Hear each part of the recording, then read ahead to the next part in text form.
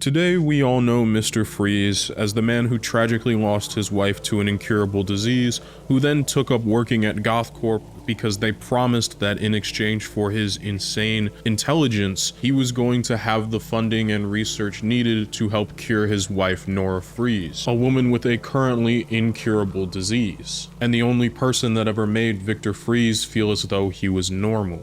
But his boss, Ferris Boyle, the head of GothCorp, unsatisfied with how fast the project is moving and how much it's costing him, eventually shuts it down, something that Victor willfully ignores because that would also mean killing his own wife fully, who is in a cryogenic tube that is supposed to slow her aging. And when Ferris Boyle comes to shut him down, he resists. He pulls a gun, and unfortunately, he ends up landing in all of the toxic and icy materials he was using in order to create the cryogenic freezing machine. And in that moment, Mr. Freeze was born, a man whose frozen heart beats only for Nora Freeze. Well, what if I told you that's not actually the original origin for Mr. Freeze, and it was radically different relative to how we see him today? Hell, what if I told you his name wasn't even Mr. Freeze? Enter Mr. Zero. The year is 1959. Batman has been kicking it around Detective Comics for the last 20 years, mostly chasing down one-off villains and/or the occasional repeat. And right now they need a brand new villain for Batman to chase down, and this is the Silver Age of comics, so think wacky, zany, and ultimately really funny renditions of characters. And one of those characters ended up being Mr. Zero, a villain that has his entire power set themed around ice. And what is Mr. Zero up to exactly? Well, the dude just really likes to steal diamonds. Does that sound familiar? No, not him. Not again, not again! Tonight's forecast. A freeze is coming. Anyways, dude really likes to steal diamonds and just honestly wants to get rich. You see, during one of his experiments while trying to create his freeze gun that he is so famous for using throughout this first appearance in his comic book, he ends up splashing himself with the chemicals he used to create the gun, and ultimately it leads to him needing to live in an environment that is 50 below zero in order to survive. Hence the name Mr. Zero. So he builds himself a semi-cryogenic suit and sets out to steal all of the jewels in Gotham for no other reason than that's what he planned to do before he became Mr. Zero. Now he just has a cool gimmick to go along with it. And that's pretty much it for Mr. Zero as a character. He does end up coming back later for a second appearance, but his second appearance is also radically different than his first. And this is where the story really got interesting for me, was that he didn't even get the name Mr. Freeze from the comics, but rather 7 years later from everybody's favorite dancing Batman, Adam West. You see, during the running of that show, they decided to change his name from Mr. Zero to Mr. Freeze. The premise was almost exactly the same, except he also had some more tie-ins to Batman. Mr. Freeze was this diabolical and evil mad scientist who, during his first encounter and fight with Batman, was exposed to something that he was working on called instant freeze. And unfortunately, once he was exposed to the instant freeze, he was unable to live in environments warmer than 50 degrees below zero, without the aid of his refrigeration suit, of course. So ultimately, what does Mr. Freeze have to do? He makes that refrigeration suit, and he decides, in keeping with this new ice out theme, you know, because iced out chains, iced out diamonds, so he just starts stealing diamonds. And of course, that means fighting Batman and Robin throughout the rest of the show. He makes 2 appearances throughout the show, and eventually his skin begins to turn blue, something that was completely original for the TV show, but became such an integral part of Mr. Freeze's character, the idea that his skin would eventually change color. But what's funny is, I've been calling him like Victor Freeze this whole video just for consistency's sake and because that helps me when writing this script, but his name's actually Dr. Schmemmel, and his name would remain Dr. Schmemmel until 1992. Batman the Animated Series brought a lot of changes for a lot of different characters. The entire mythos of Batman was so radically shaken up by what was changed for Batman the Animated Series that it has become mainstays in comic books as we see them today. Characters like Renee Montoya, characters like Harley Quinn, who were completely original for the show, but also changes that were made to characters not only carried over to the comics, but became defining features for said character. and one of those happens to be Mr. Freeze. Mr. Freeze is very interesting because he is this character that has had his own identity defined by two separate adaptations of the original Mr. Zero. Not only the adaptation of 1966's Batman with Adam West, but also with what is obviously his most iconic iteration ever in Batman the Animated Series. It's very clear through his first appearance that Bruce Timm and Paul Dini had a very defined idea of what they could turn this previously low-level crook into. They didn't strip everything that the character had previously, but rather iterated upon what was already been built throughout the last, oh gosh, what is the 90s? So like 40 years worth of history that involves the character, which is really 2 comic book appearances and 3 appearances in the Adam West TV show with 3 separate actors each time. Kind of forgot to mention that. They kept the name Mr. Freeze, but they also gave him his own name in Victor Freeze. They also invented the character of Nora. The entire idea behind this was to give the character far more depth than any other iteration had previously had. And that's reflected in the way in which he chooses to talk throughout a majority of this episode. But he's one of us. Then perhaps you'd like to share his fate. Victor seems extraordinarily detached and cold throughout a majority of the episode when he is speaking, and at first it might just incline you to believe he is another villain of the week, but it is later throughout the episode when we learn about his backstory and about the tragedy surrounding his wife and the accident that caused him to be as cold as he is, that we come to realize why he is acting in the way that he is. He becomes a far more sympathetic villain. This was the first major overall change that the DCAU had ever made to a character, and they nailed it so well with this first appearance of Mr. Freeze. Again, I love the idea that he speaks so coldly throughout the entire episode because there is no warmth left for him in the world.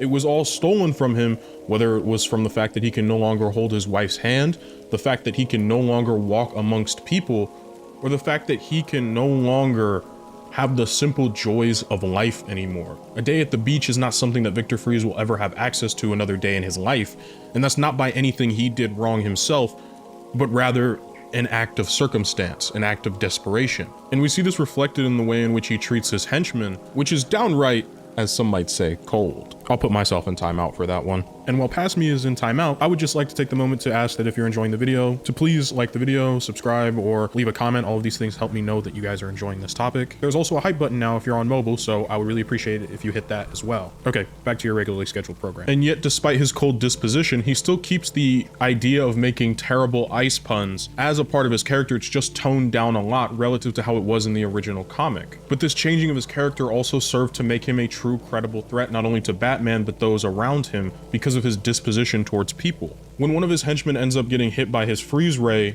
he just straight up says to leave him. That life doesn't matter to him in the slightest because he is now so far detached from humanity. Nothing matters except his wife and except the mission of getting a cure for his wife and getting revenge on the man that he perceives to have put her life at the most risk of danger. What I find interesting is that throughout this episode and even his further appearances in the DCAU, the way in which he talks about Nora and treats her, it is almost as though she is dead, which was actually the original intention from both Bruce and Paul.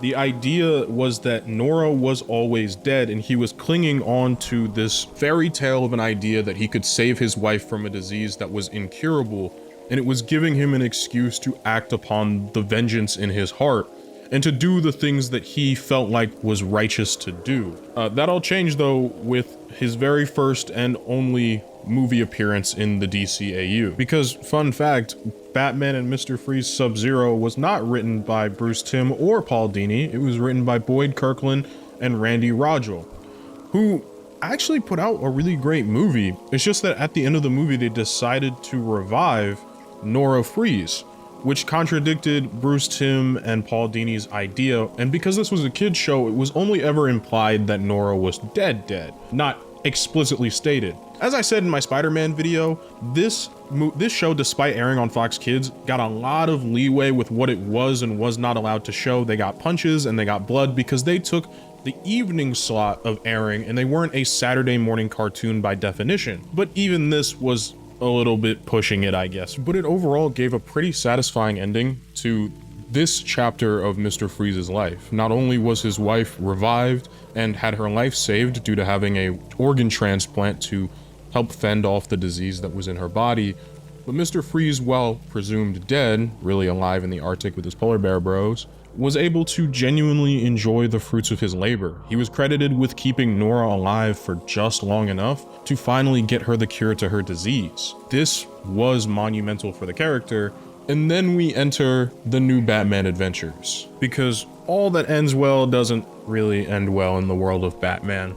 You see, Victor Freeze was actually deteriorating. The same disease that gave him his quote-unquote immortality was also starting to kill him. And by the time he decided to collect doctors and do something about it, it had already become too late. The only thing left of him was a head in a jar, and some of the most creepy imagery I remember seeing as a child. Like, this shit actually gave me nightmares, because what do you mean I just watched this man's head crawl off his body with spider legs? We also get introduced to his iconic Ice Maidens.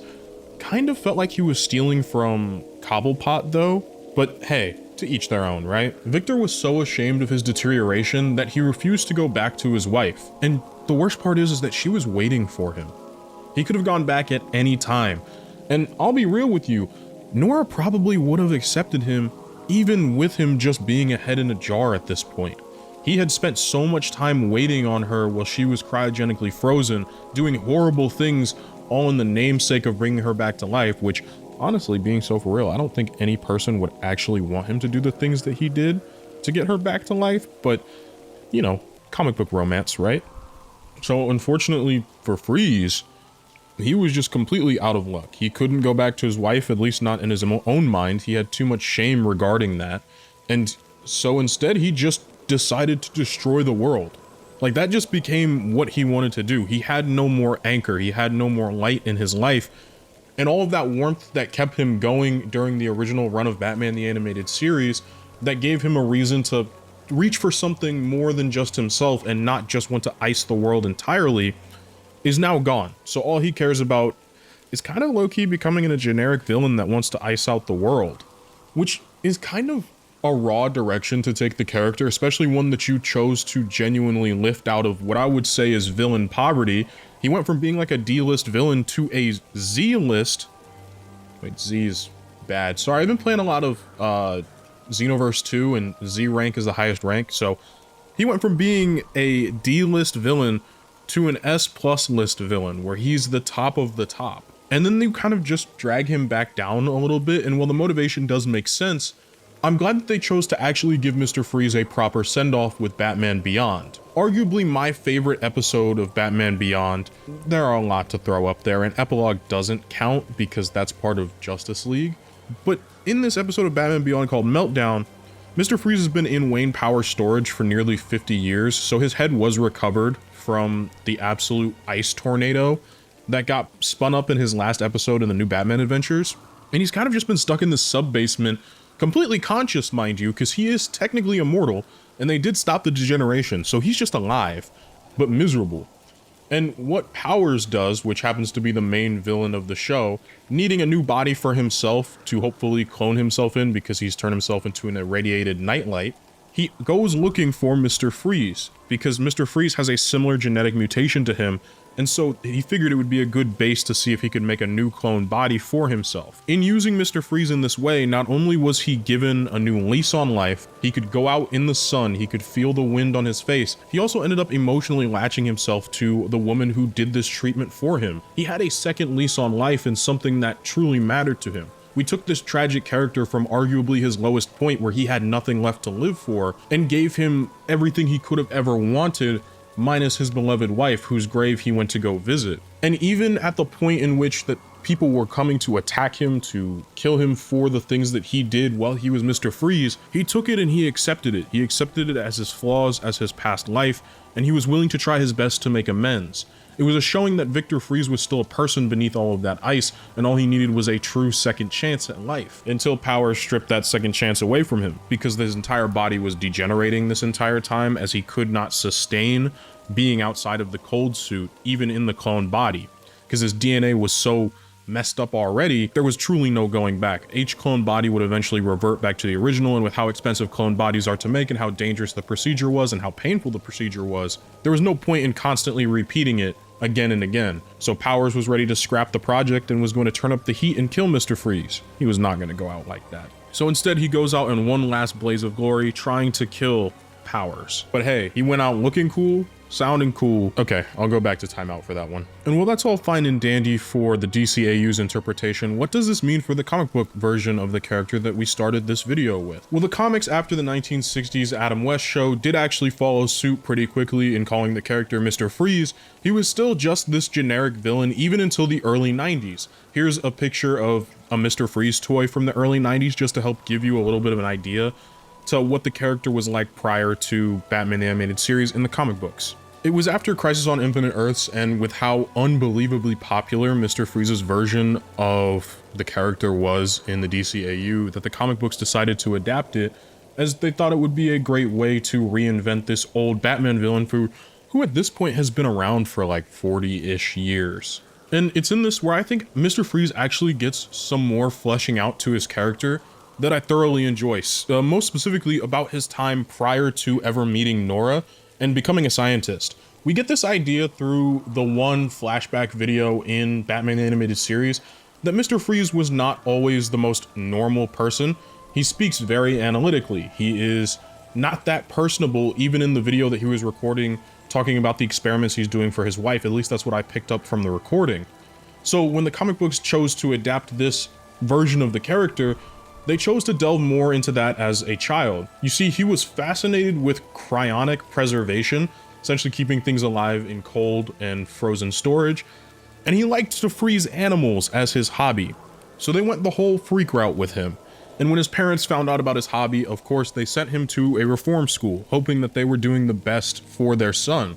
But Victor at that reform school ended up just being horrifically bullied and treated horribly to the point that he felt entirely detached from humanity. He had already started to grow a cold personality to the world even before he became a villain. It's just part of who he was. That was until he met Nora in college, somebody that he falls in love with and marries. This was his North Star. Unfortunately for a person like Victor, his wife was the only thing that was keeping him attached to humanity and keeping him feeling as though he's a person, which is very dangerous. Please have a support system that is not just your significant other. It will do you wonders. Getting back on topic, Mr. Freeze, once finding out that Nora has a chronic disease about 18 months into Batman being Batman, he ultimately decides to take a job at GothCorp, and when everybody's favorite Ferris Boyle ends up deciding that Victor's technology is better spent with the mob for money rather than actually curing his wife as he promised, he decides to turn Victor's experiments over. Victor doesn't like that, gets doused in his chemicals. We get Mr. Freeze, and things keeping on. Now, he's had a few different origins over the years. Sometimes he's working for Wayne Enterprises, and at Wayne Enterprises, Batman finds out that Mr. Freeze is not actually using the resources provided by Wayne Tech to fund any sort of research that he allegedly said he was doing, but rather it was all going towards preserving his wife. And when Bruce goes to confront him, he ends up in a rage, and in trying to protect his wife, inadvertently gets doused with the cryogenic solution he was using in the devices to keep his wife alive, turning him into Mr. Freeze. Then the New 52 came around where they just kind of made Mr. Freeze insane. He had no idea who Nora was prior to being frozen, but absolutely became infatuated with her after she was frozen, and so basically just used her as an excuse to commit a ton of atrocities, which I felt like did take a little bit away from the character itself, and part of what made him so special, which is this unfeeling monster, has true, deep love for somebody else, but, you know, all for trying new things, at least once.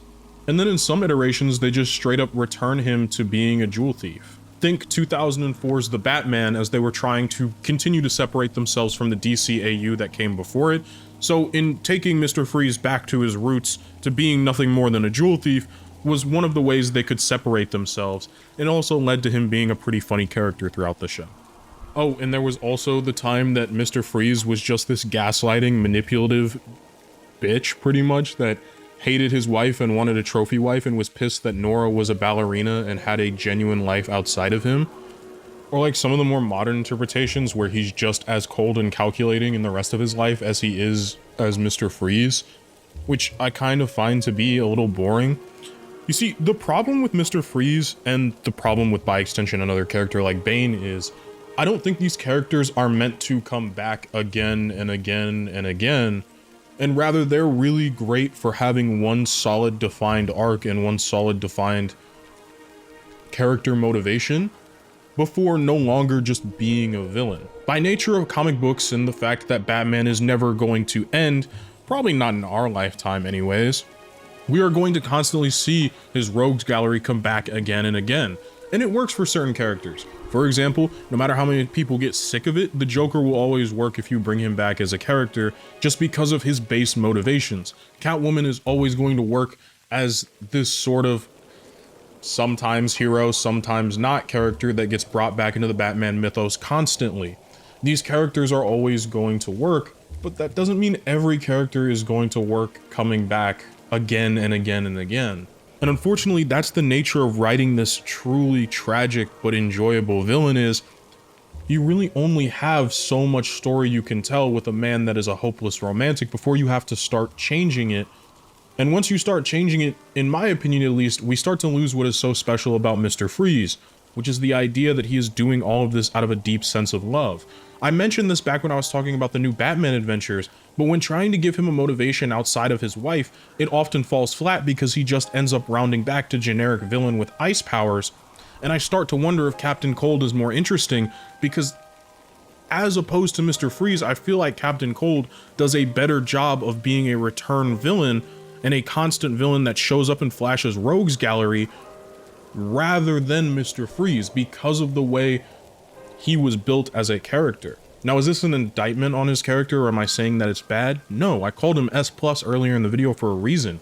He is a phenomenal character. It is a phenomenal idea that to take a character that truly meant nothing and was just a one-note ice joke villain that robbed stores and to turn him into something special, a character that, despite all of his cold calculations, truly does hold love in his heart for somebody else and something other than himself, is beautiful.